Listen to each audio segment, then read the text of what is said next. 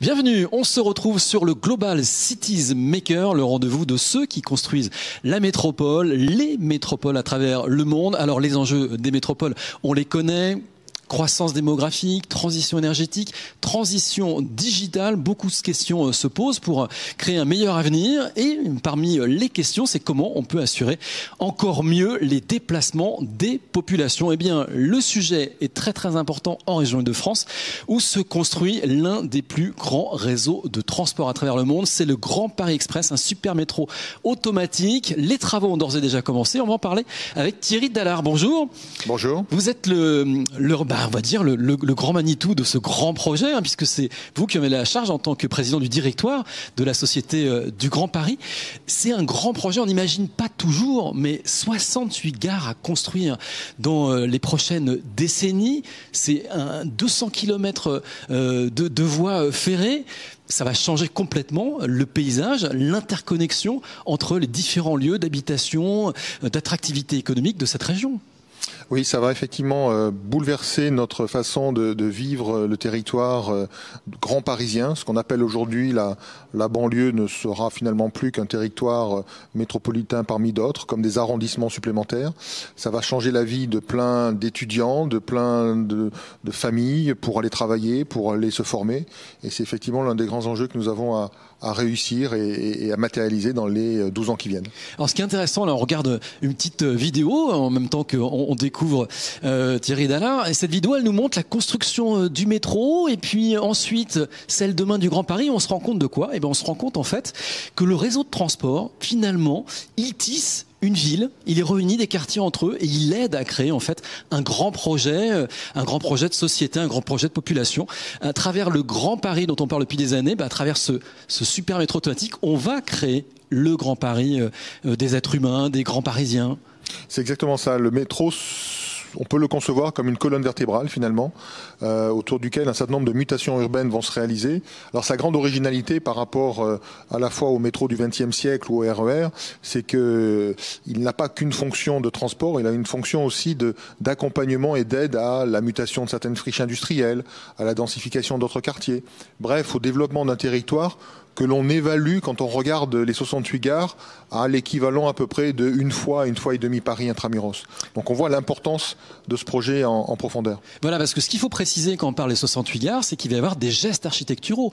Ces gares vont être des signaux sur des territoires et autour de ces gares vont être construits des logements.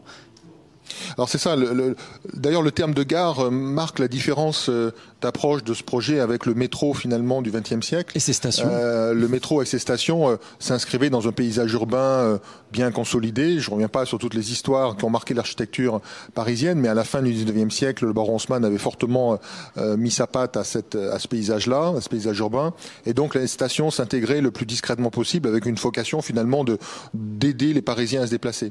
Dans le cas du Grand Paris, on a appelé ça plutôt des gares parce que ces dernières vont être, excusez-moi la métaphore, plutôt des locomotives du développement économique et urbain. Et en effet, la capacité à développer du logement ne sera pas la moindre des conséquences, puisque on le voit bien aujourd'hui avec la tension qui peut exister sur les prix à la fois dans Paris et dans la petite ceinture. Être capable d'augmenter l'offre sera un élément très important pour les familles qui auront à se loger dans la métropole dans les années à venir. Bon, et le calendrier, il est mouvant. On a toujours un peu du mal à le situer, ce calendrier. Première ouverture, ça sera au moment des Jeux Olympiques? Alors, il est mouvant, mais il faut juste ramener quand même les choses à leur juste proportion. On parle encore une fois de 200 km de métro. Je rappelle que les 200 km de métro, le hasard fait que c'est la même longueur sur Paris Intramuros, a été réalisé entre 1900 et les années 70. Là, on a une ambition extraordinaire. C'est entre les premières enquêtes publiques qui ont été décrétées, les décrets d'utilité publique qui ont été pris en 2015 et la fin de l'ensemble du Grand Paris Express, il y aura 15 ans. Donc effectivement, c'est très rapide. Qu'il y ait des aléas, c'est malheureusement assez inévitable dans des projets de cette complexité. Ce qui est important, je crois, c'est aujourd'hui d'avoir un outil, la Société du Grand Paris, en capacité à la fois de pouvoir passer les appels d'offres, piloter les entreprises, réceptionner les ouvrages et être capable de relever le défi et d'essayer de tenir le calendrier que vous avez rappelé. La promesse, c'est de raccourcir le temps de transport, donc gagner du temps de vie, de loisirs. Oui, et on ne parle pas de gagner quelques minutes. Je vais vous prendre quelques exemples. La personne qui vit aujourd'hui à Sevran, par exemple, aujourd'hui met facilement 20 minutes pour aller à l'université de Créteil. 20 minutes, non, elle met aujourd'hui plutôt 1h40, 45. Demain, elle mettra 20 minutes avec le métro. Donc, vous faites le calcul, c'est un gain assez significatif. Ou le chercheur qui vient sur le plateau de Saclay dans l'un des laboratoires qui existent déjà et qui arrive à Orly, qui viennent de province ou qui viennent d'Europe. Mais aujourd'hui, il lui faut une bonne heure pour rejoindre son point de rendez-vous ou son lieu de travail. Demain, il mettra qu'un quart d'heure. Donc, quand on parle de gagner du temps, on voit que c'est gagner 1 heure, 3/4 d'heure. On ne parle pas de gagner 2 ou 3 minutes.